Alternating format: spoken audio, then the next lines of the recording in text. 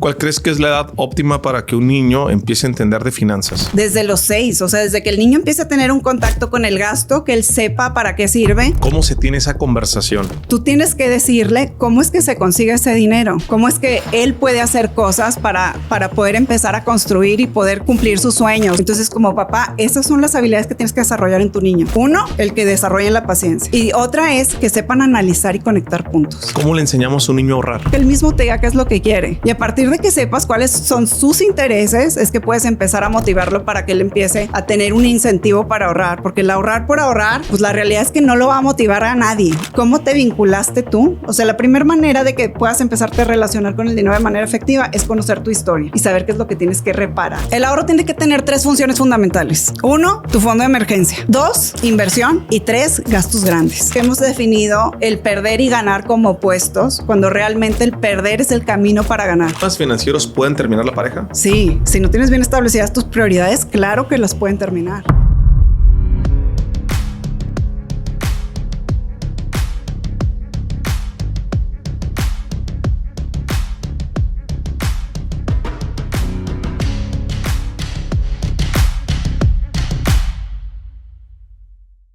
Hoy se encuentra con nosotros Natalia Gómez López, una destacada experta en educación financiera y líder de opinión en el ámbito de las finanzas personales. Ha participado en diversos programas televisivos y escribe regularmente sobre negocios, emprendimiento, finanzas y liderazgo en importantes medios. Además es consejera editorial en Grupo Reforma, mentora de sustentabilidad financiera en IMEF y ha sido conferencista en TEDx y otros foros. Natalia es fundadora de Extensiones de Amor, un movimiento que ha donado miles de pelucas a niñas con cáncer. Además es la fundadora y CEO de Money Teams Financial Education, el primer programa de educación financiera curricular en las escuelas. También administra Exchange Divisas, un centro cambiario. En este episodio muy interesante hablamos sobre traumas del dinero y cómo enseñar a los hijos a usarlo, finanzas personales y finanzas en pareja, problemas del dinero en el matrimonio, cómo enseñar a tus hijos a tomar decisiones financieras y cómo controlar tu dinero para usarlo bien. Es un episodio que vale la pena que todos escuchen. Recuerden antes de comenzar activar la campanita y suscribirse. ¡Comenzamos!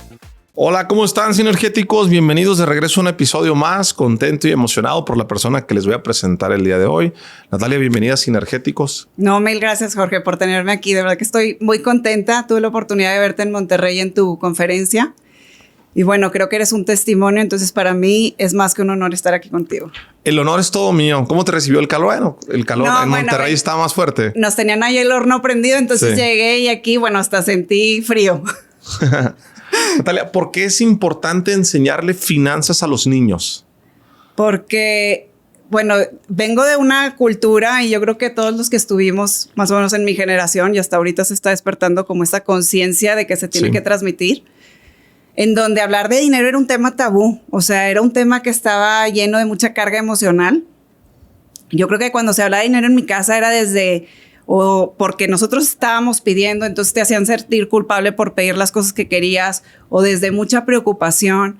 Entonces creo que tenemos que transformar esa forma de hablar del dinero. Tenemos que darle el valor que tiene, que es como una herramienta que vas a necesitar en tu vida. Y aparte darnos cuenta que es una herramienta que vas a utilizar todos los días de tu vida. O sea, yo me acuerdo la primera como relación consciente que tuve con el dinero, yo tenía como 6 años. Y era porque me dieron dinero para ir a comprar cosas en el recreo, en la escuela. Y nadie nos dijo cómo, para qué servía, de dónde venía, cómo utilizarlo, cómo multiplicarlo. Entonces, creo que es una responsabilidad que tenemos que empezar a cambiar esa realidad, que los niños lleguen con información como para tomar las decisiones correctas en su vida adulta.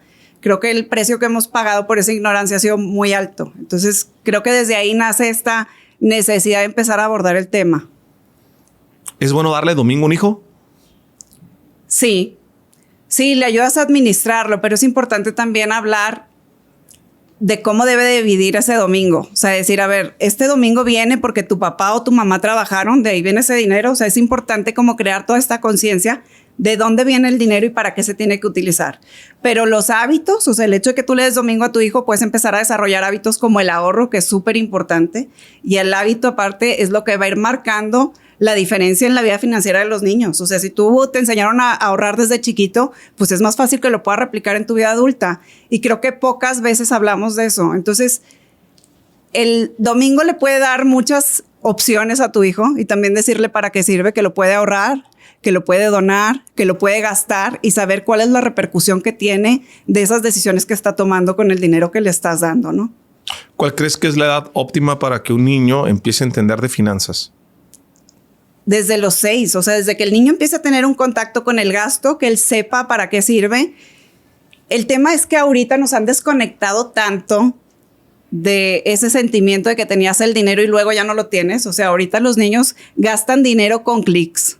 Entonces está tan desconectado de sentir esto de que tú estás gastando dinero que tenemos que hacer una conversación que le inculque al niño saber de dónde viene, cómo se gasta el dinero, abrir las cuentas. O sea, sí tenemos que tener esos temas, pero desde un lugar como de decirles eso, es una herramienta. O sea, yo me acuerdo que cuando yo estaba creciendo mucho era apaga la luz porque si no te voy a cambiar de escuela.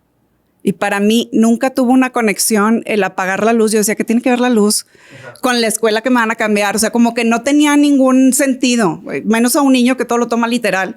Yo decía, ¿qué tiene que ver? A lo mejor en la otra escuela me van a enseñar a apagar la luz y por eso me están diciendo que me van a cambiar. O sea, no entendía. Y creo que es bien importante hacer al niño que forme parte de la finanza familiar. O sea, decirle al niño, tú me estás ayudando a mí cada vez que cuidas tus cosas porque ya no tengo que volver a gastar en eso.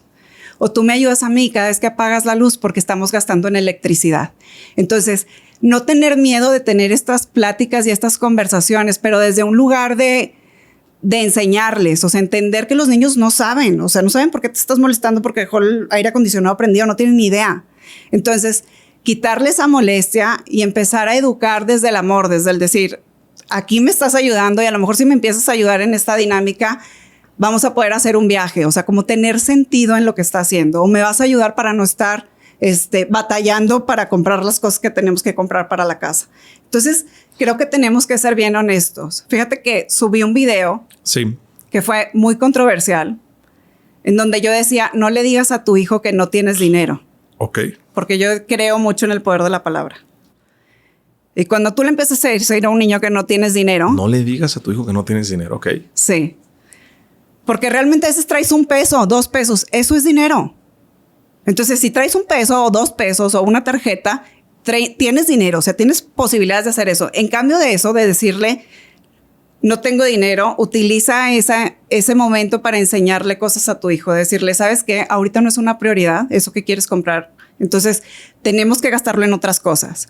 O te voy a dar parte de eso que tú quieres comprar y puedes empezar a desarrollar un hábito del ahorro.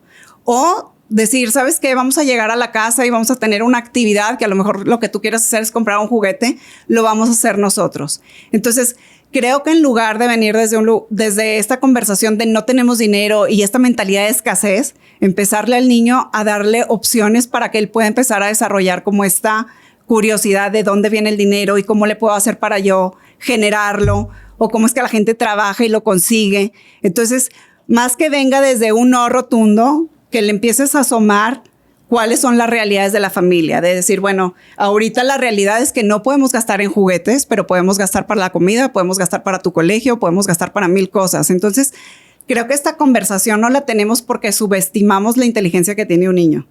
Yo me di cuenta cuando empezamos a dar talleres para niños que yo decía, ¿cómo me va a entender un niño qué es el tema de la inflación? O sea, como financieros a veces hasta te confundes en tenerlo. Los niños lo entienden así, Jorge. El tema es que nunca se los explicamos.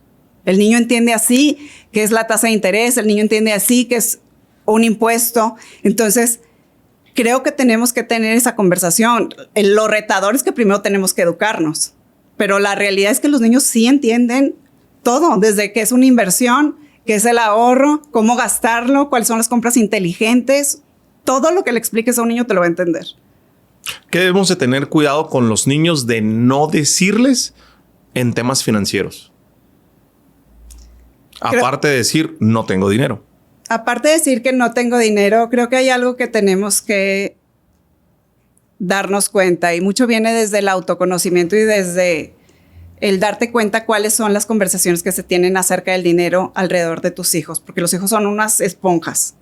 Entonces, si tú estás criticando a alguien que tiene dinero Y si tú estás diciendo que fulanito de tal es un tranza y que seguramente tuvo dinero porque hizo algo malo o algo raro. Entonces, imagínate que este niño está escuchando todas estas pláticas y la referencia que tiene de la gente que tiene el dinero es o que es un déspota o que es... Entonces, estar atentos de qué es lo que estamos hablando de la gente que tiene dinero y de qué es lo que estamos hablando acerca del dinero. Entonces, creo que tenemos que ser constructores de la conversación, una construcción positiva, de decir, ¿sabes qué? Vamos a ver cuáles son las posibilidades para crear un negocio o para empezar a ahorrar porque tenemos un viaje. O sea, utilizarlo como esa herramienta, darte cuenta que no la puedes utilizar como una forma de enjuiciar a la gente, de decir, bueno, porque tiene dinero, porque hizo la tranza. O sea, ¿qué es lo que estás diciendo realmente? O criticar a alguien porque trae un carrazo. O sea, me encanta a mí este chiste que va el niño con su papá y le dice el papá al niño, ¿tú qué quieres ser de grande? Y le dice que yo quiero ser un tonto. Y le dice, ¿por qué? ¿Cómo que quieres ser un tonto? Claro que quiero ser un tonto. Le dice, porque tú cada vez que ves a alguien que está en un carrazo, lo primero que dices es, ¿y este tonto por qué trae ese carro? ¿Y este tonto por qué anda con esa mujer? Sí. ¿Y este tonto? Entonces, los niños y el subconsciente lo toman como literal. Entonces, al final del día, ellos quieren tener como esta congruencia. De decir, pues obviamente tu mente no quiere que te autodefinas como un tonto. Entonces, si tener dinero es ser tonto, al final del día... Quiero ser tonto. Exacto. O aparte va a existir esta lucha entre que no quiero ser tonto, pero sí quiero tener dinero. Entonces, ¿cómo tienes que convertir estas conversaciones en algo que ellos puedan tener? De decir, ¿sabes qué? El hecho de tener dinero a mí me da posibilidades de que tú tengas educación, de que podamos ir de viaje, de que puedas tener atención médica, de que tengamos muchas opciones. O sea, hablar del dinero de la forma que debemos de utilizarlo, que es como una herramienta nada más. O sea, no te define como persona, no te hace ni menos ni más que nadie, pero hacernos consciente de qué pláticas estamos teniendo alrededor de ellos. ¿Cómo se tiene esa conversación? ¿Y a partir de qué edad se debe tener esa conversación?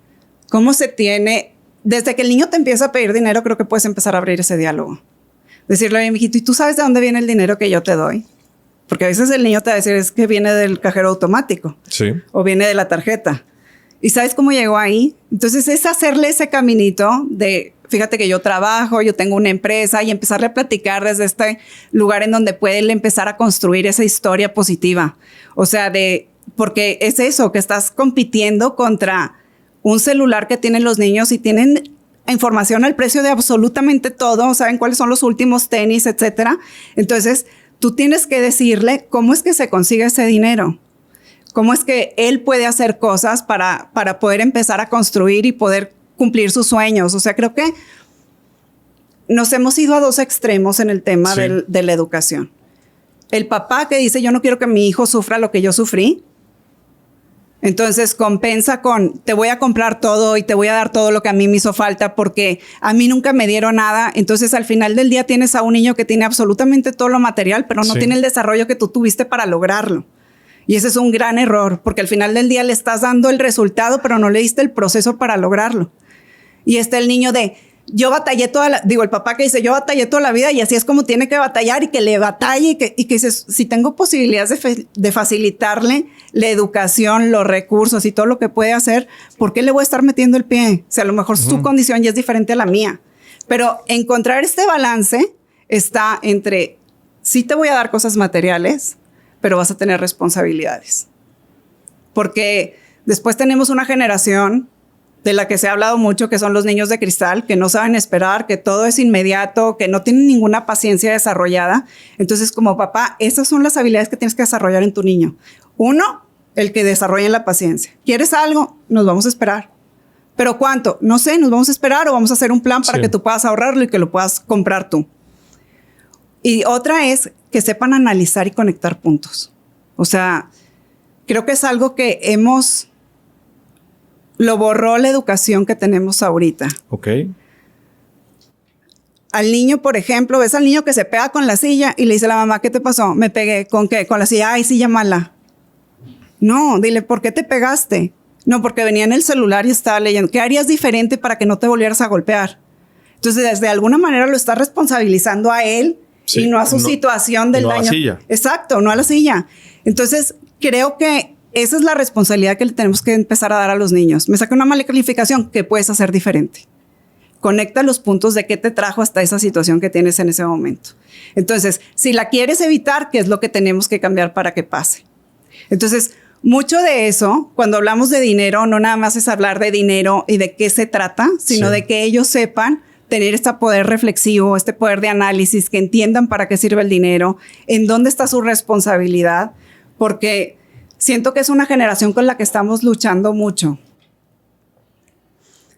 Porque todo es inmediato, todo lo quieres en 2 minutos, pero no nada más los niños, también nosotros. O sea, también nosotros estamos buscando las respuestas fáciles, todo es lo que me llegue mañana. Antes era te tienes que esperar, tienes que hacer una fila, ahorita todo es el fast pass cuando vas a Disney. Entonces, tenemos una generación de mucha prisa y así quieren el dinero también.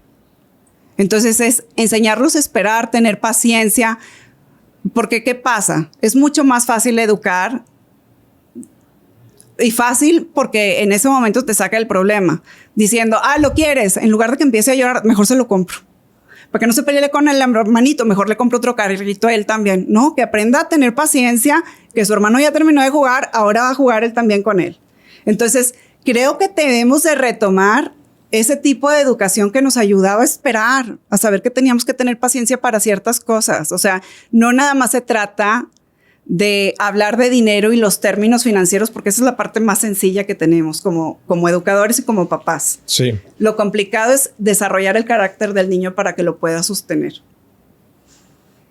¿Cómo le enseñamos a un niño a ahorrar?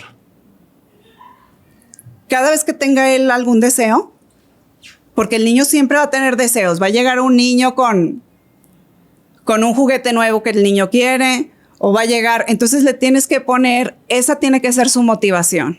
Yo algo que les aconsejo mucho a los padres de familia es ponle esa foto de ese juguete que él quiere y dile, vamos a hacer un plan para ir ahorrando. Si tienes el domingo, decir cuántos domingos necesitamos ahorrar para que tú te compres esto, pero que él mismo esté buscando esa motivación. Entonces, yo podría decir, bueno, no, mijito, tú vas a estar ahorrando porque necesitas comprarte ciertas cosas, ¿no? Que él mismo te diga qué es lo que quiere. Y a partir de que sepas cuáles son sus intereses, es que puedes empezar a motivarlo para que él empiece a tener un incentivo para ahorrar. Porque el ahorrar por ahorrar, pues la realidad es que no lo va a motivar a nadie, ¿me explico? Entonces, creo que eso es algo que tenemos que aprovechar, que el niño cuando nos pida algo, decirle sí se puede y vamos a hacer un plan para lograrlo. Porque al final del día le estás dando las herramientas a él para que se sienta autosuficiente, aunque el dinero se lo estés dando tú, pero estás creando un hábito en él. ¿Cómo le enseñamos a un niño a perder? Y a que no se sienta perdedor. Me encanta esa pregunta. Me encanta esa pregunta. Porque hemos visto el error como si fuera algo malo. Y creo que es uno de los mejores maestros que pueden tener los niños. Que no se sienta perdedor. Creo que el tema de perdedor no te va a hacer perdedor el hecho de que no hayas metido un gol. No te va a hacer perdedor el hecho de que te hayas equivocado en una respuesta. No te va a hacer perdedor. Es parte de un proceso. Y eso es lo que tenemos que integrar. O sea, creo que las mamás de repente nos preocupamos porque se sientan bien en todo momento.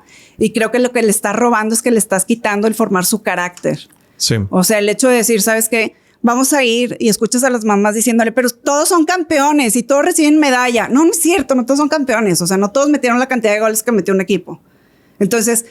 Y no es desde el castigo, es desde el mijita, no pasa nada. Esto no te define, es parte del proceso. O sea, toda la gente y todos los campeones mundiales han pasado este proceso y han perdido muchas veces. Entonces, en lugar de verlo, ¿sabes qué creo? Que hemos definido el perder y ganar como opuestos, cuando realmente el perder es el camino para ganar.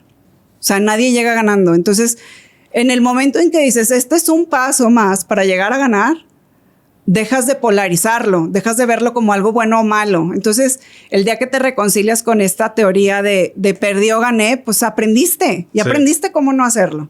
Entonces, a partir de ahorita, analiza y reflexiona qué es lo que no debes de hacer para acercarte más a la meta que tienes, ¿no? ¿Qué piensas de la gente, Natalia, que dice, yo lo he escuchado de varias personas, que los niños no hay que hablarles de dinero porque los traumas, porque los vas a meter. Hay una corriente que habla de este tema, ¿no? ¿Qué le dices a esas personas? Depende cómo estés hablando del dinero. O sea, realmente sí creo, esta teoría creo que está como subestimando la inteligencia que pueden tener los niños. Los niños tienen contacto con el dinero, quieras o no. O sea, el niño está consumiendo ropa, zapatos, o sea, indirectamente a través de ti, pero es un niño que tiene contacto con el dinero todo el tiempo desde que prende la luz de su cuarto.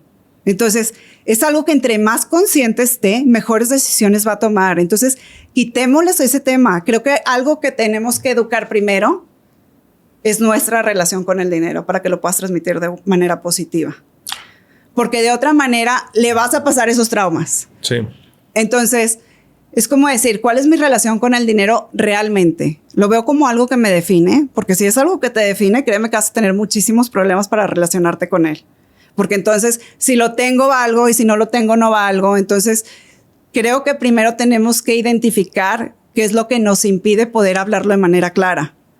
¿Qué fue lo que me hizo sentir a mí mal cuando no tenía dinero? Que por eso no lo quiero hablar con él. Entonces, y preguntarle, creo que los niños tienen tantas respuestas y de repente por no preguntarles, porque nos hemos vuelto más como los que le resuelven. Estamos tan enamorados de esa idea de que te vean como el héroe en su vida. Sí.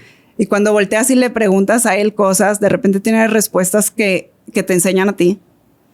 Entonces es preguntarle a él, ¿qué piensas del dinero?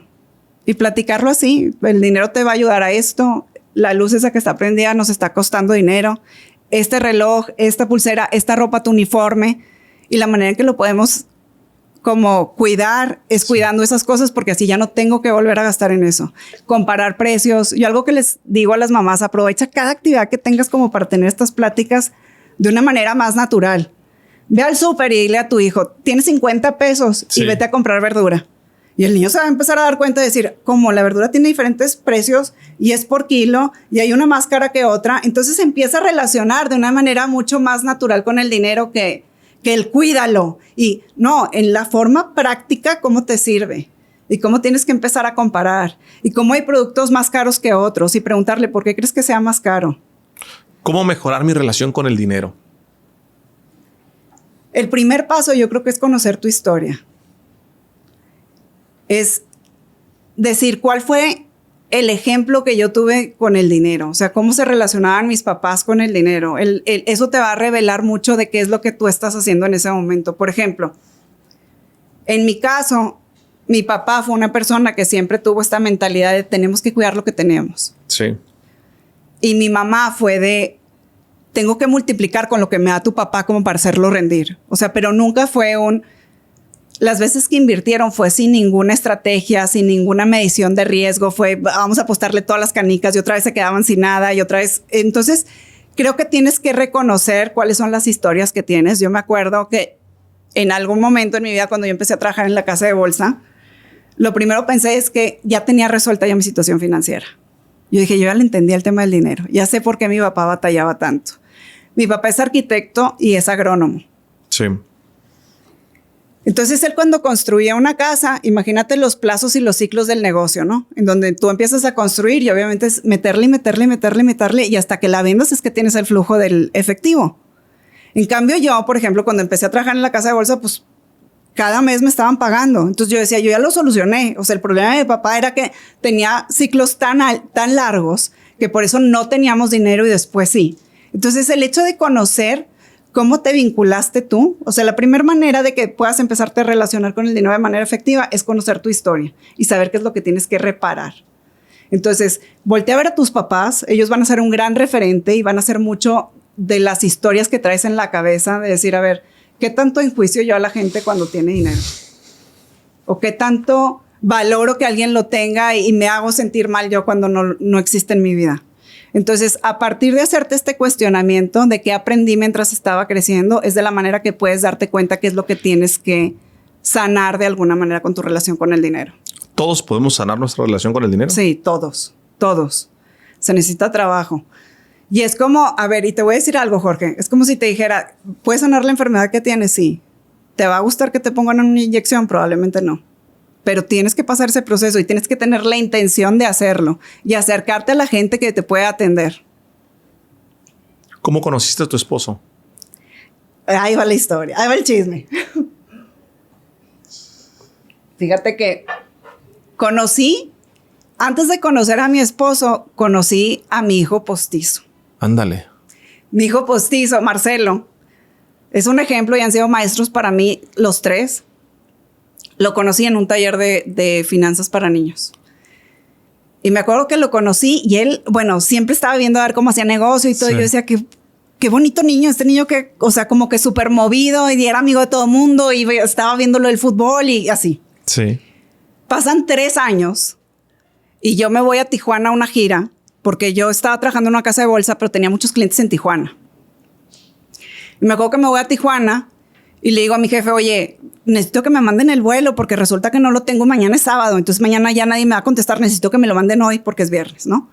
Y me dice él, Natalia, pues déjame le pregunto a mi asistente para ver si ya te lo mandó. Me dice, pero chequen la basura de los correos. Y le digo, bueno, ok.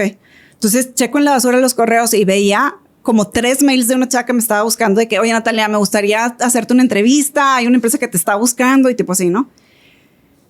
Y yo dije, mira, estoy sin hacer nada en un hotel en Tijuana, no es como que me voy a salir ahorita a hacer nada. Y le marco, le dije, ¿qué onda? ¿Cómo estás? Me dice, no, pues es que Natalia te está buscando una empresa que te quiere entrevistar y quiere que te vengas como subgerente. Y le digo yo, la verdad es que no me interesa. O sea, yo ahorita en donde estoy súper contenta, estoy feliz en la empresa en donde estoy trabajando y me está yendo muy bien. No, Natalia, te van a ofrecer muy buen sueldo y por favor escucha la propuesta. Y le digo yo, bueno, pues sí, voy a escuchar la propuesta, no pasa nada, ¿verdad? O sea, de todas maneras, pues para ver qué es lo que hay en el mercado, ¿verdad? Y ese día a la entrevista no pude ir porque uno de mis clientes no le habían pagado un dinero que tenía que hacer una transferencia. Entonces yo tenía que estar correteando a los de tesorería para páguenle a mi cliente. Entonces le hablo por teléfono a la chava y le digo, oye, no puedo ir a la entrevista. O sea, perdón, pero no me gusta quedar mal, pero no puedo ir. O sea, le tengo que quedar bien a mi cliente. O sea, mi cliente está esperando unos recursos que le está deteniendo una mercancía. Y me dice, ya, ok, bueno, pues te agendo para otro día. Y yo, bueno, entonces vuelvo a ir. Y quien me entrevista es mi esposo. Me acuerdo que me empieza a preguntar cosas así súper técnicas, Jorge. Yo decía, sí, qué aburrido, porque obviamente me está probando para ver si sí le estoy entendiendo, ¿no? Y empezó con temas de, ¿y le entiendes al butterfly forward y al quién sabe qué, y al plain vanilla? Y yo decía, pues sí le entiendo. En Houston toda la vida me dediqué a eso. Y le digo, sí le entiendo, ¿no? Y luego me dice, ¿por qué te quieres venir a trabajar acá? Y le digo, yo no me quiero venir a trabajar. O sea, de verdad vine porque le estoy haciendo el favor a ella que me pidió que viniera a la entrevista, pero yo no tengo ninguna intención de venirme para acá. Y me dice, bueno, él me dice a mí, fíjate que fuiste maestra de Marcelo. Y yo, ¿qué Marcelo? Marcelo Ortiz. Y le dije, claro que lo ubico perfecto, estuvo conmigo en el Money Camp. Y me dice, bueno, entonces pasan las entrevistas y me empezaron a preguntar 1000 cosas de que cuánto generas, pásame tu cartera, quiénes son tus clientes. Y yo decía, ¿por qué me preguntan tanto? O sea, si yo ni ganas tengo de irme, o sea, como ¿por qué le voy a seguir el trámite? Mando toda la documentación, dije, por no dejar, y me dan el puesto. Que después yo supe que el rango para mi puesto, ahí después vamos a hablar de ese tema de la brecha salarial, pero el rango de mi puesto yo estaba en el más bajo. Y yo le dije, y me empiezan a negociar y me dicen, bueno, Natalia, pero vas a tener mayor comisión, entonces no pasa nada. Y yo, bueno, ok.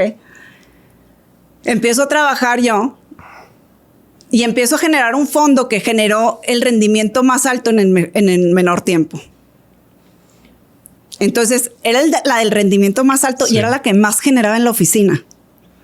Pero porque me estaba ganando las comisiones, no porque mi sueldo fuera tan alto. Y me acuerdo que de repente como que Viator la conversación ya no era tan profesional, era así como que, ¿qué vas a hacer hoy? Y yo pues le pasaba mi bitácora, ¿no? De que tengo cita con quién sabe quién, que es el cliente no sé cuál, y voy a ir a hablar de no sé qué a tal lugar y tipo así, ¿no? Y me decían, no, pero en lo personal.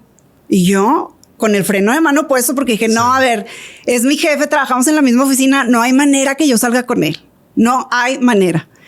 Y me acuerdo que platicando con una amiga, se me queda viendo, me dice, le digo yo, ¿qué hago? Le digo, porque la neta me la paso demasiado bien con él, platico de todo con él, me divierto, o sea, sí me interesa conocerlo, pero sé que si yo empiezo a andar con él dentro de la oficina, todo mi trabajo y el lugar que yo me he ganado hasta ahorita se va a reducir a es la novia del jefe. Le digo, y no quiero. Y se me queda viendo ella y me dice, te conozco, Natalia, y sé que mañana consigues tu otro jale. Me dice, con la cartera que tienes, mañana te contratan en cualquier empresa que tú quieras. Me dice, pero nunca te he visto con el interés de conocer a alguien como ahorita. Nunca. Me dice, y esta es una decisión que puede marcar tu vida para siempre, ¿verdad? Y entonces como que el planteármelo así, me dice, la situación económica y la situación profesional va y viene, pero una decisión de con quién quieres compartir tu vida, pues sí es diferente, ¿no? Claro. Son cosas que se tienen que tomar en cuenta. Y me acuerdo que cuando me lo planteó así, me dice, da igual, Natalia. Me dice, igual todo el mundo te critica. ¿Te van a bajar el sueldo? Y yo, pues no. ¿Te van a quitar el puesto? Y yo, no creo. O sea, en ese momento, pues sí estaba muy importante en mi cartera como para que alguien me quisiera quitar el puesto. Me dijera, ya no vas a poder estar aquí. Y me dice, entonces, ¿qué te importa? Dale. Inténtale. Ajá. Pues le intenté. Y bueno, ya, ahorita ya 10 años después seguimos felizmente casados. Pasaron muchas cosas mientras nos conocimos. Porque me acuerdo que, y esto es algo que tengo que confesar, me empecé a sentir muy mal porque yo ganaba más que él. Él siendo jerárquicamente más arriba que yo ganaba más que él porque yo tenía ciertas cuentas, ¿no? ¿Cómo es eso de ganar más que tu esposo? ¿Cómo afecta la relación? Sabes que es súper sutil, Jorge, porque está tan en el subconsciente. Yo me acuerdo que yo decía, es que no quiero que se entere porque no quiero que se sienta mal. ¿Y cómo sabías que ganabas más? Porque yo sabía cuál era el sueldo de director, y sabía cuál eran sus comisiones. Pero, por ejemplo, él no ganaba comisiones, yo ganaba comisiones de las operaciones que yo tenía, y por la cantidad de operaciones que yo tenía, yo sabía que yo estaba generando más. Y él las tenía que firmar. Entonces, para mí fue un tema que no le podía dar palabras porque no podía decir qué era lo que me estaba pasando. Era como, no quiero que se entere porque no quiero que se sienta mal, pero era como, ¿por qué me voy a sentir culpable de ganar más que mi marido? Ok. Y me acuerdo que le hablo a mi mamá y ahí supe de dónde venía todo. Y entiendo porque viene de una cultura que así nos ha enseñado. El hombre tiene que ser el proveedor, tu rol es ese. Entonces era como, ¿por qué estoy sintiendo esta culpa que no estoy entendiendo? Y me acuerdo que le hablo a mi mamá y le digo, oye, mami, fíjate que estoy ganando más que el flaco. No, mijita, que no se entere. Y esta frase, los hombres se tienen que sentir necesitados. Ande, cabrón. Y yo... El hombre tiene que sentirse necesitado, mijita. Me dice, si sabe que no lo necesitas, pues él va a buscar novia y a quien proteger y esa es su naturaleza. Y me empezó a meter una idea de cosas que a la hora que volteé a ver mi entorno, sí está lleno de eso. Sí está lleno de... Si eres muy exitosa, es como que un precio tienes que pagar. Y a las mujeres a los hombres les asustan las mujeres exitosas. Entonces es como... Es real eso. Te voy a decir algo que creo... que como no soy hombre no puedo afirmarlo, pero algo que creo es que muchas de las relaciones se generan desde la dependencia. Porque la dependencia económica a un hombre le garantiza que la mujer no va a poder hacer nada. O sea, es bien cómodo para un hombre que una mujer sea dependiente. Y no estoy diciendo que sea malo, ¿eh? Sí. Nada más estoy diciendo te da más juego en muchas cosas, en que te puedas equivocar, en todo lo que quieras. O sea, sabes que hay más posibilidades de que esté contigo por necesidad, ¿no? Cuando estás con una mujer que genera, ella no se va a fijar en cuánto le provees. Ella se va a fijar en la persona con la que está. Y reta al hombre a fijarse en el ser, no en el tener. Y eso es bien retador para un hombre, decir, ¿quién soy como persona? ¿Quién soy cuando estoy con mi esposa? ¿Quién soy que a pesar de que ella tenga más dinero que yo, quiere estar aquí conmigo? No por necesidad, sino por quién soy yo. Y de repente creo que eso no es tan cómodo. Es mucho más cómodo decir, genero esta relación de dependencia, sé que no vas a hacer absolutamente nada, no trabajas, tienes hijos, entonces va a estar bien complicado que te salgas de cualquier cosa que yo proponga. Y creo que desde ahí empecé a trabajar en mí. Yo decía, ¿por qué me estoy poniendo este techo solita? Porque cuando yo estaba soltera, a mí generar dinero, al contrario. O sea, era como que qué padre, pero ahorita que estoy con alguien, siento que lo puedo hacer sentir mal. Cuando él jamás me lo dijo, ¿eh? Sí. O sea, no venía de él, venía de mí. O sea, me empecé a dar cuenta que yo tenía cierta mentalidad machista, de alguna manera, de tener esta idea, porque siempre creemos que el machismo viene desde los hombres y que te lo imponen, pero hemos crecido y hemos normalizado tantos roles de género que cuando te sales de ahí no sabes cómo actuar. Y de repente creemos que si el hombre no genera más que tú, es como, ¿para qué lo quieres? Y se justifica el hecho de que si una mujer está ganando más que él y lo deja, es como que es normal. Pues ella necesitaba a alguien que generara más. Y siento que es reducir al hombre a decir cuánto ganas, cuánto vales. La historia sigue. A mi esposo un día lo despiden de la empresa. Yo seguía trabajando ahí. Me habla por teléfono y me dice, flaca, necesito hablar contigo. Pero borro, o sea, dice que dices, se le está quebrando la voz, es algo grave, ¿no? Llega a mi oficina y estábamos en diferentes edificios porque nos dijeron, como son pareja, los tenemos que poner en diferentes edificios y reportándole a diferente jefe, ¿no? Y me acuerdo que llega en la camioneta, él con la voz entrecortada y me dice, me quedé sin trabajo, flaca. Y aparte con responsabilidades de colegiaturas, de casa, de todo. Y le dije, no te quedaste sin trabajo, flaco, te quedaste con más trabajo, nomás te quedaste sin sueldo. Le dije, así es que a darle los dos. Y fue la primera vez, Jorge, que él y yo siendo financieros nos sentamos a hablar de dinero. Claro. La primera vez. O sea, como que todo se dio. La relación fue muy orgánica y fue como que él pagaba todo lo de la casa, o sea, los gastos de luz, de comida, de absolutamente todo. Y yo como que trataba de compensar y le decía, vámonos de viaje. Entonces yo pagaba los vuelos y pagaba la estancia y pagaba cosas. O sea, como que yo en mi manera de ayudarlo, de estar empatados. Y en ese momento fue a sentarnos. ¿Y a qué le vamos a cortar? ¿Y qué vamos a empezar a hacer? Fue la primera vez que él y yo hablamos de dinero. Los dos trabajando en casa de bolsa y hablando de dinero de todo el mundo menos del de nosotros. ¿Cómo hablar de finanzas con tu pareja entonces para que no pase eso? A mí me obligó, a nosotros nos obligó la situación a hacerlo, a sentarnos y decir qué vamos a hacer con lo que tenemos de ingreso. Pero yo lo que les sugiero a las parejas, siéntense a platicar de sus sueños, porque al final del día, para eso sirve el dinero, para cumplir tus sueños, para ver qué es lo que están planeando, cuál es la vida que están planeando juntos. Entonces yo les digo, ¿qué tienen ustedes dos en común como sueño? El que sea, conseguir la libertad financiera, tener una casa en la playa, cualquier cosa que sea, platíquenla. A partir de ahí, empiezan a platicar de los sueños que tiene cada uno en lo individual. Y después empiecen a planificar cómo lo van a lograr. Y si en algún momento tienes que ajustar la carreta porque alguno se quedó sin trabajo, porque alguien minimizó sus ingresos, corten primero los sueños individuales para seguir por aquel sueño en común. Pasa el tiempo y aunque ya estábamos ajustados, fíjate que a mi esposo le costaba más, creo que como hombre era como que, ¿cómo no te voy a dar la vida que tienes hasta ahorita? Sí. Porque yo me acuerdo que le dije, vamos a cortar las salidas a restaurantes. Y me decía, no, flaca, o sea, yo no voy a cortar eso, o sea, todavía tengo la liquidación. Y le dije, le vamos a cortar, o sea, tenemos gastos y vamos a ver cómo le vamos a hacer. Y a él le costaba renunciar porque sentía que estaba fallando. Sí. Y siento que como hombre tienes que darte cuenta que hay cosas y medidas que se tienen que tomar rápido. Y le dije, yo necesito saber que estoy con un hombre que puede renunciar a su estilo de vida por el bien de su matrimonio. Y se me quedó viendo así y fue como que le dije, te firmo en donde quieras, en cualquier papel, que este día tú lo vas a estar agradeciendo en menos de un año. Y así fue. En menos de un año él me habló a la casa de bolsa y me dijo, flaca, necesito que te dediques 100% a Monitins, que es el programa de educación financiera. Me dice, porque es súper necesario que lo impartas. Él ya hablando desde la experiencia de yo ya sé lo que es quedarte sin dinero. Yo ya sé lo que es tener una responsabilidad y no poder llevar adelante como el estilo de vida que hasta ese momento habíamos tenido. Y me dijo, y necesito que expliques lo que es emprender, lo que es empezar y que empieces a hablar de las emociones. Me dice, porque si no hubiéramos gestionado las emociones como las gestionamos, no estaríamos ahorita donde estamos. Entonces, ¿Problemas financieros pueden terminar la pareja? Sí. Si no tienes bien establecidas tus prioridades, claro que las pueden terminar.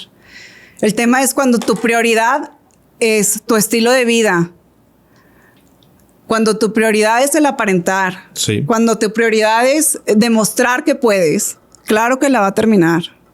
Pero si tu prioridad es tu pareja, créeme que, como digo yo siempre, remando juntos llegas más rápido. Claro. Entonces es sentarte y decir, ¿qué medidas vamos a tomar? Siento que las situaciones financieras no se pueden ver de cómo le está yendo a tu marido o cómo te está yendo a ti. Es cómo nos está yendo como pareja. Las situaciones de los dos. Y los dos tenemos que sumar para poder salir de esto.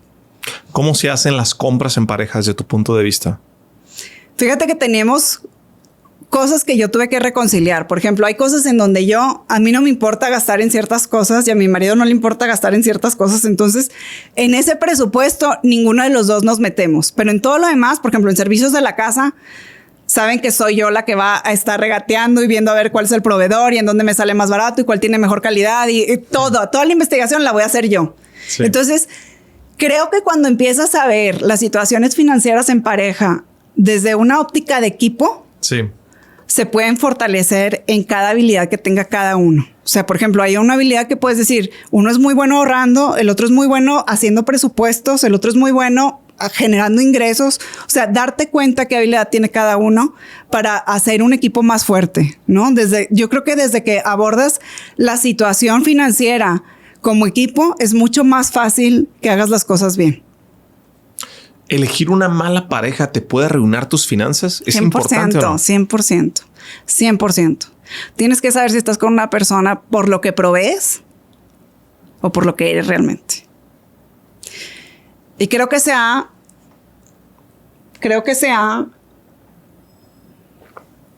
desvirtuado de alguna manera el hecho de que elijas desde tus valores. O sea, es como que ¿cómo? Te cuesta lo mismo enamorarte de un rico que de un pobre. Y todas esas historias hacen que te nuble la decisión a la hora de elegir tu pareja. Pero si yo te pregunto a ti, Jorge, ¿qué te gustaría saber o estar seguro? ¿Que tu esposa te quiere por quien eres o por lo que logras y lo que tienes? ¿Qué me dirías? Por quién soy. Sí. ¿Y tú cuándo te sientes más valioso? ¿Cuando eres Jorge o cuando logras y tienes? ¿Cuándo me siento más valioso? Cuando soy yo. ¿Cuando eres tú? Sí, claro. Qué bueno, porque muchos hombres se validan desde lo que logran. Entonces, realmente socialmente es algo que se ha perpetuado de alguna manera, de decir, este es un fregón porque le está yendo muy bien económicamente, pero ¿cómo es él como persona? Y siento que es lo que nos tenemos que cuestionar a la hora que vamos a elegir pareja. Sí. Y como hombres también, a la hora que voltees a ver con alguien, decir, si me tocara arrastrar la carreta porque se me atoró, ¿ella la va a empujar conmigo? Y si la respuesta es sí, ahí quédate. Okay. Porque no tiene que ser económico, Jorge. Puede ser un tema de salud, puede ser un tema de los hijos, puede ser cualquier cosa. Saber que vas a estar con alguien que quiere estar contigo por ti. ¿Qué recomiendas en torno a el uso de tarjetas? Que las usen. A mí se me hace una herramienta muy valiosa. Creo que le tenemos que perder el miedo. Siento que no, yo no me quiero endeudar y tener ese miedo a la deuda. El día que le entiendes, te vas a dar cuenta que es una gran herramienta. Para mí el tema de la tarjeta de crédito es una manera en que te puedas asegurar de que no te hagan cargos, de que no estés perdiendo tu dinero.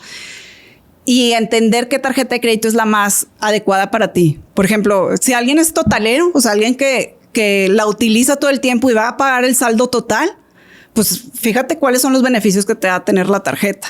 Pero si eres alguien que dices, no, es que a veces no sé cómo van a estar mis flujos y a lo mejor soy freelancer y no sé cómo va a estar ese mes y sí necesito a lo mejor no pagar toda la tarjeta, sí, en lugar de fijarte de cuáles son los beneficios que te dan, fíjate en la tasa de interés o en el CAT, ¿no? Entonces, dependiendo de la personalidad que tengas, adquiere la tarjeta que necesitas. Pero es un tema de educarte y de darte cuenta que le tienes que perder el miedo al crédito. ¿Qué opinas del 50 y 50 en las parejas? No funciona. Yo creo que esa idea nos ha dañado mucho. Ok. Porque digamos que es un 100. Yo a veces me levanto con un 20, Jorge.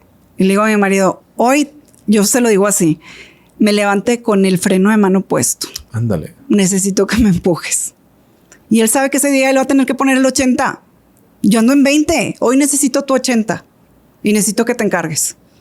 Entonces él sabe que voy a estar a lo mejor mucho más sensible, que no voy a poder estar cargando la carreta. Si mi marido está igual, de decir, oye, ¿sabes qué, flaca? Ahorita yo la neta le estoy batallando y necesito que te encargues de cosas.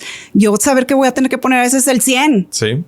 Entonces, ese 50 y 50 siento que nos ha hecho tanto daño porque se vuelve como una transacción y un llevar en la contabilidad. No, qué flojera. El día que te toque ponerlo, ponlo. Y el día que te toque que lo pongan también va a tener la misma disposición para lograrlo. ¿Recomiendas invertir con tu pareja? Sí. Tienen que conocerse. Creo que tienen que conocer su realidad. Uno es la inversión en lo individual, primero entenderla. De decir, ¿cuál es la inversión que necesitamos para nuestras necesidades Veo mucha gente que invierte sin reconocer cuáles son sus necesidades reales. O sea, y dicen, es que le invertí porque mi cuñada me dijo y mi comadre supo y le metió al Bitcoin. Sí. Conoce tu realidad. O sea, la inversión de la comadre a lo mejor va a ser diferente a la tuya. Sí. Como pareja, conozcan su realidad. O sea, de decir, a ver, si yo tengo cubierto a lo mejor mi inversión, más bien, mis gastos, mis flujos mensuales, ya lo tengo cubierto con el sueldo o con el negocio o con cualquier cosa, yo le puedo meter una inversión que se pueda apreciar a 20 años. ¿Me explico? O sea, porque tengo eso cubierto, pero si como pareja no lo tenemos cubierto, ¿qué está haciendo una esposa comprando un terreno? Si a lo mejor y no tienes resuelto cómo vas a pagar la renta el siguiente mes. Entonces creo que se tienen que sentar a ver cuáles son las necesidades en ese momento y saber cuál es el perfil de inversión que pueden tener ellos como pareja. Y también entender eso de decir, a ver, si mi esposo ahorita sus necesidades son estas. Nosotros, por ejemplo, estamos cercanos a ciertos gastos importantes, ¿no? Entonces, es decir, necesitamos una inversión que nos esté generando mes a mes. O sea, yo no me puedo esperar a que una inversión me genere en 20 años o en 10 años. Entonces, se acotan el perfil de inversión o las inversiones que puedo tener, ¿no? ¿Qué ocurre cuando una pareja quiere invertir en algo y otra en otra? ¿Cómo concilias? Creo que ahí sí puedes meter a un tercero. Y a un tercero, y me refiero a ver, a alguien que no tenga un interés, porque luego es, le voy a hablar a mi asesor financiero para que me diga cómo. Y los asesores financieros muchas veces tienen conflicto de intereses. O sea, y te lo digo yo como ex casabolsera. A mí a veces en la mañana me hablaban y me decían, Natalia, ¿tienes que colocar este fondo? O sea, no era pregúntale a tu cliente si este es el perfil. Era colócalo. Era te vas a poner a vender. Y lo tienes que colocar y esta es la cantidad que tienes que colocar al mes. Entonces, si a mí alguien en esa situación me habla y me dice, es que mi esposa y yo estamos pensando, ¿sabes qué le voy a decir? Que el fondo es lo mejor que les puede haber pasado. Sí. Entonces, tienes que tener a alguien que tenga el conocimiento financiero, pero que no tenga ningún interés de por medio. O sea, porque si le vas a hablar de bienes raíces para preguntarle si es buena opción para comprar una casa, pregúntame qué te va a contestar. Sí. Entonces creo que es eso, meter a un tercero para que lo analice de una manera mucho más fría y que te pueda dar una mejor solución. ¿Qué es la economía del comportamiento, Natalia? Me encanta la economía del comportamiento porque estudia al ser humano desde una parte psicológica. Ok. La economía siempre pensó que las decisiones nosotros las tomábamos desde lo racional. Sí. Desde, bueno, obviamente vas a elegir la inversión que te genere más ingreso. Pero después empezaron a dar cuenta que la toma de decisiones son mucho más emocionales que racionales. Entonces, el estudio de la economía del comportamiento empieza a buscar qué puede hacer que tú puedas tomar una decisión de compra. Pero el ángulo de que se ha estudiado viene desde ¿cómo hago que consuman más mi producto? O ¿cómo hago que consuman más en mi tienda? Y yo me metí a estudiarla justamente para todo lo contrario. Yo decía, quiero saber qué están haciendo ellos para influir en mis decisiones y enseñarle a los niños eso. Porque yo decía, quiero que los niños estén tomando decisiones sin sesgos. Sí. Mucho más informadas. Entonces me di cuenta que, por ejemplo, el hecho de que tú entres a Costco y que veas todas las pantallas al principio, eso se le llama sesgo del ancla.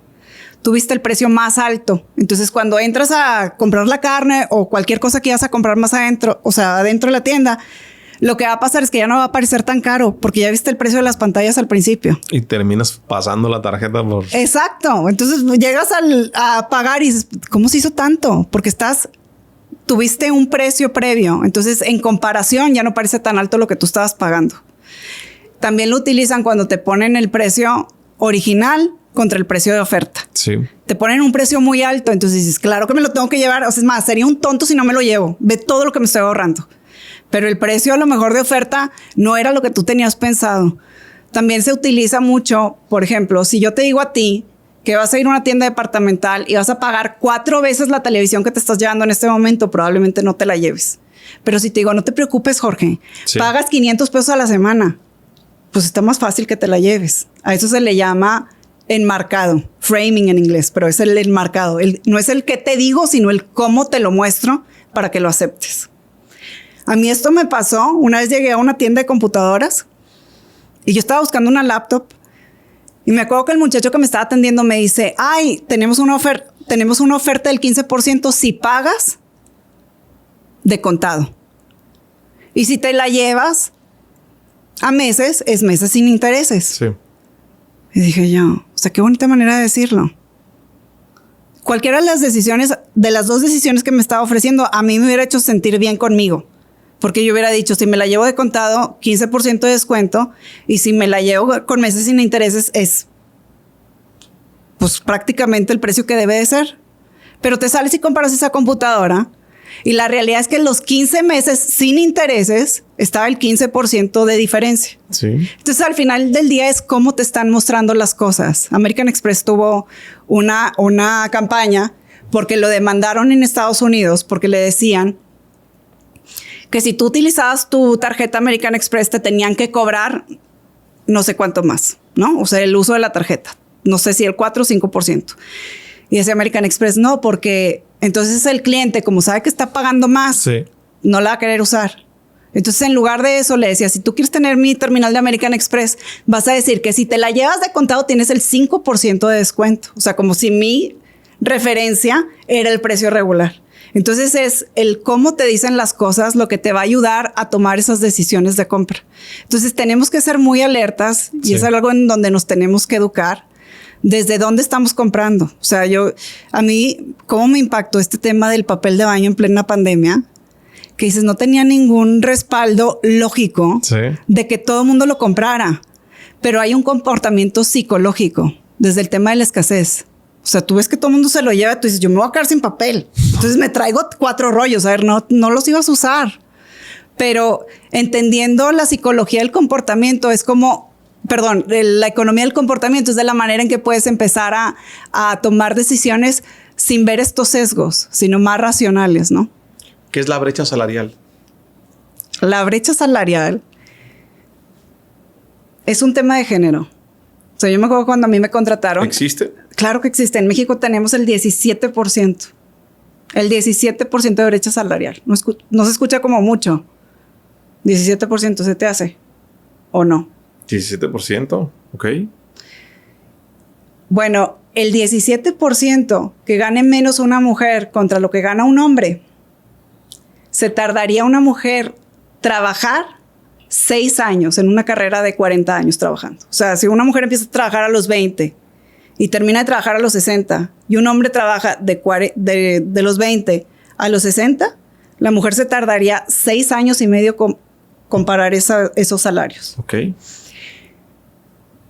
Y está sesgada porque no tiene nada que ver con tus capacidades. Yo te lo digo, yo cuando entré en la casa de bolsa, había un rango de salario para mi puesto. Y me acuerdo que cuando me contratan a mí, empiezan a contratar a alguien más en el mismo puesto jerárquico que yo, y era el hombre. Y a él le empiezan a pagar más que a mí. Entonces voy y le reclamo a mi jefe, le digo, oye, ¿por qué? Si yo estoy generando muchísimo más de lo que está generando él, ¿por qué le pagan más? Sí. Y me dice, ay, Natalia, no te preocupes. Digo, de todas maneras, tú ganas más porque tienes más comisiones. Y yo, sí, pero ¿en qué se basa? O sea, ¿por qué deciden que él por ser hombre va a ganar más que yo cuando yo soy más importante para la empresa en términos de ingreso? O sea, me están midiendo con diferente regla. ¿Cómo por qué? Entonces, ese tema de brecha salarial tenemos que disminuirlo. Y más bien desaparecerlo. Porque nos tenemos que valorar por la capacidad que tenemos para hacer nuestro trabajo. ¿Crees que las mujeres tienen las mismas oportunidades laborales? No.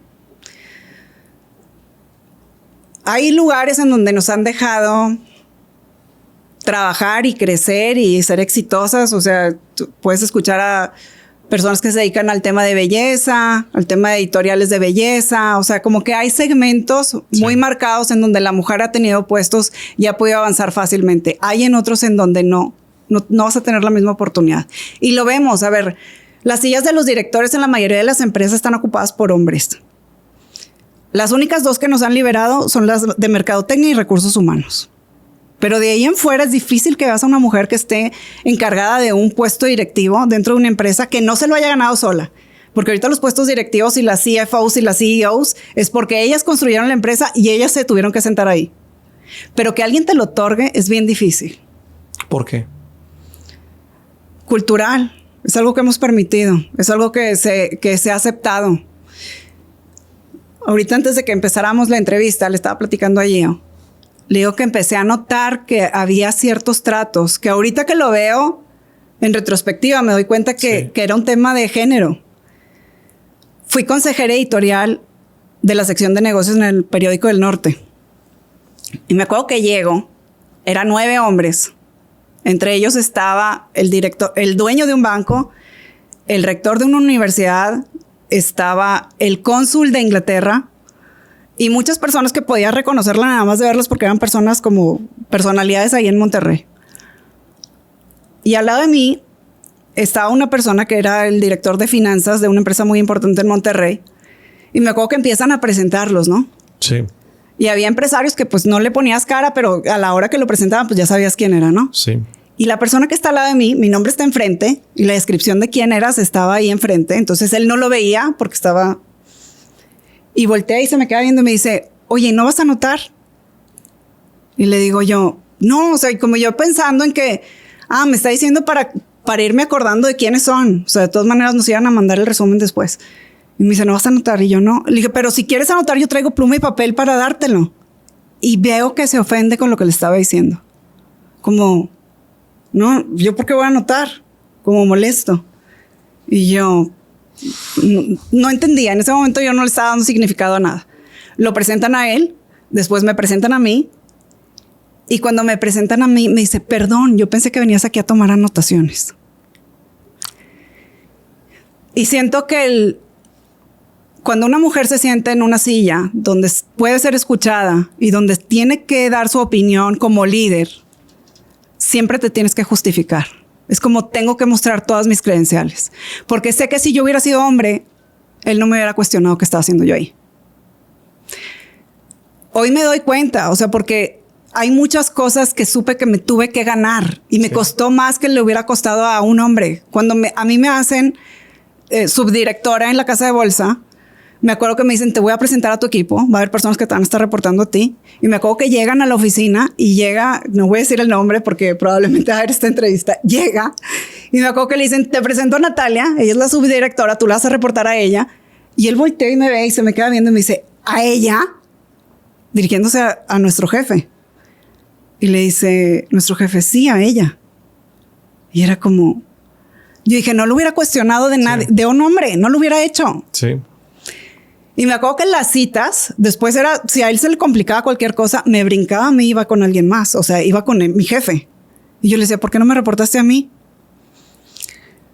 Y era, no, porque estaba más fácil y aquí estaba rápido. Sí. Y después le dijo, oye, invítame a una cita. Entonces me invitaba a la cita con sus clientes y se daba cuenta que yo estaba hablando de productos financieros, de cómo hacer estrategias para... Sí. Pero me tuve que ganar ese puesto. Me lo tuve que ganar, Jorge. Sí. Cosa que no lo hubiera tenido que hacer si hubiera sido hombre. Entonces, ese tipo de cosas tenemos que aprender a darles luz y a no normalizarlo. Cierto.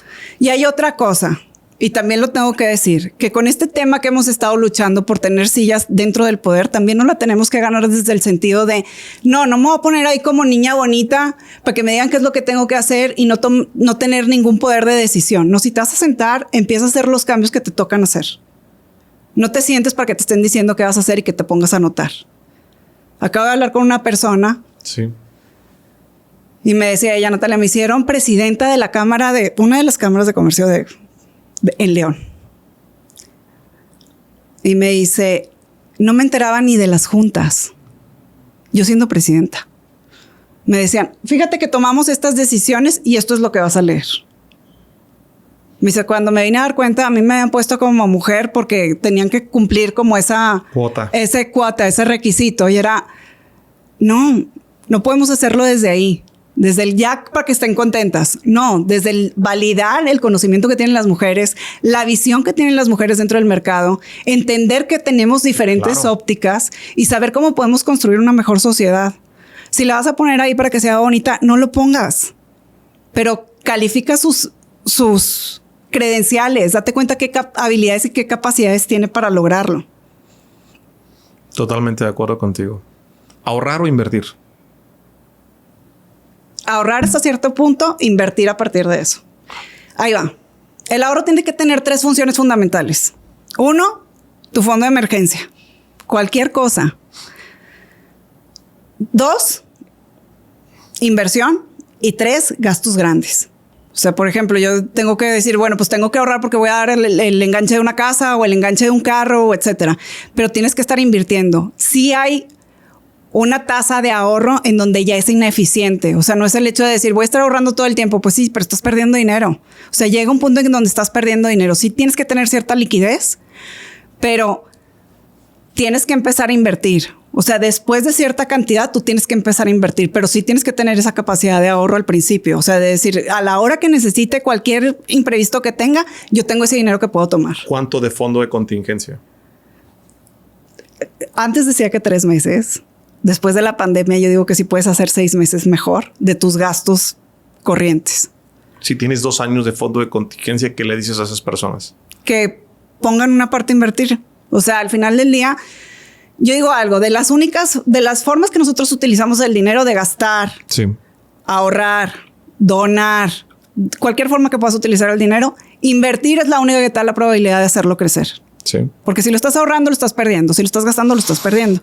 Si lo estás donando, también. Pero de la única manera que puedes empezar a hacerlo y a crecerlo es de la manera de invertir. Entonces, empieza a invertir una parte. Y empieza ya. O sea, creo que este tema de las inversiones antes creíamos que estaba muy inalcanzable. Y entiendo de dónde viene. O sea, antes, por ejemplo, para abrir una cuenta en una casa de bolsa, te pedían hasta $1,000,000. O sea, era imposible, era inaccesible. Ahorita tú puedes empezar a invertir desde $100. O sea, ya es una justificación que es obsoleta. ¿Comprar o rentar casa? Depende. Ese es un tema que me encanta. Porque depende cuándo te va a generar ese activo que vas a poner ahí. Por ejemplo, si tú vas a comprar una casa y tú dices, voy a comprar una casa porque no quiero que se me salga el flujo mes a mes. O sea, quieres que no una renta, pues te va a estar sacando flujo. Sí. Entonces tienes que entender eso. Si a ti te va a dar esa tranquilidad y decir, yo prefiero tener la casa y ese activo no, pero no te va a estar generando. Tenemos que entender esa parte. O dices, voy a estar rentando y todo el diferencial de la casa, de lo que iba a meter para comprar la casa, me está dando para rentarla, renta. Si ese activo, más bien, si ese capital que le ibas a meter al activo te está generando para poder pagar la renta. Pero si no es así, sí creo que tienes que tener una seguridad, porque creo que si no tienes esa certidumbre de que no sabes cómo vas a pagar la renta, no te ayuda a tomar buenas decisiones. Entonces, depende mucho del perfil de la persona, pero si lo vas a poner a trabajar y te va a estar generando ingresos, no pongas ese dinero en un activo como la casa, porque al final del día es un activo que se va a apreciar en el tiempo. Y si no lo tienes, porque traes gastos y porque traes 1000 cosas, no lo pongas ahí. ¿Cuál fue ese momento en tu vida en el que te diste cuenta que trabajar sola era más difícil y empezaste a trabajar en equipo?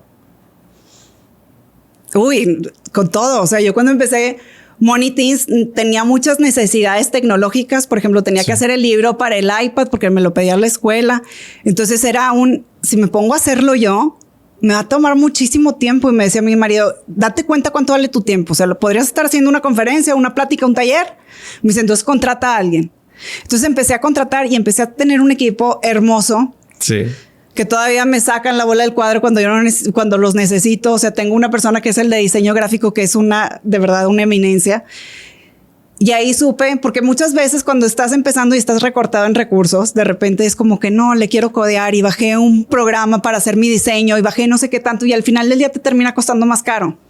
Entonces, cuando te haces de un buen equipo, es de la mejor manera en que puedes seguir avanzando. O sea, yo creo que yo me di cuenta bien rápido. Yo creo que por lo mismo de que no tenía tantas habilidades, yo sabía que tenía que contar con gente. ¿Qué significa para ti 1 más 1 es igual a 3?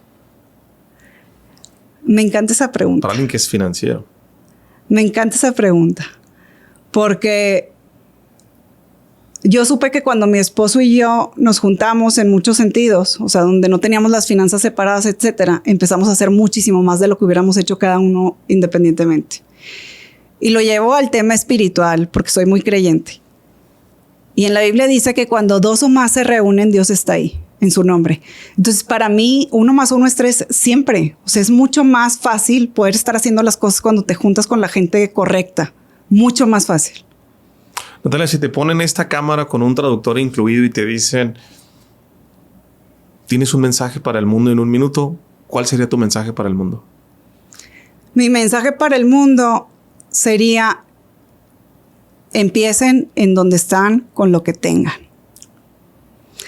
Creo que nos limita más el creer que necesitamos las cosas que realmente lo que nos podrían servir. O sea, de repente tenemos esta idea de no puedo hacer esto porque no terminé mi carrera, no puedo hacer esto porque soy mujer, no puedo hacer esto, y realmente ese techo te lo estás poniendo solito. Cuando empiezas a hacer las cosas te das cuenta que encuentras el camino para lograrlo. Entonces empieza en donde estés con lo que tengas. Ahí es ahí donde tienes que empezar. No te estés justificando con que te falta, y no, con lo que tienes empieza. Me encanta. Natalia, para las personas que quieran saber más de tu persona, de tu proyecto, ¿cómo te pueden buscar? ¿Cómo apareces en redes sociales? Aparezco como la Natalia Gómez en Instagram. La Natalia Gómez. La Natalia Gómez. Y ahí vienen, en mi biografía creo que viene mi canal de YouTube, entonces de ahí se pueden vincular. Súper. Natalia, agradezco mucho tu tiempo, tu disposición, que vengas a compartir con un servidor y con la audiencia. Muchas gracias. Mil gracias a ti por tenerme aquí. No, hombre. Familia, acuérdense que compartir es bueno. Mándenle este episodio a la mayor cantidad de personas que ustedes lo consideren prudente y nos vemos en el siguiente episodio. Saludos.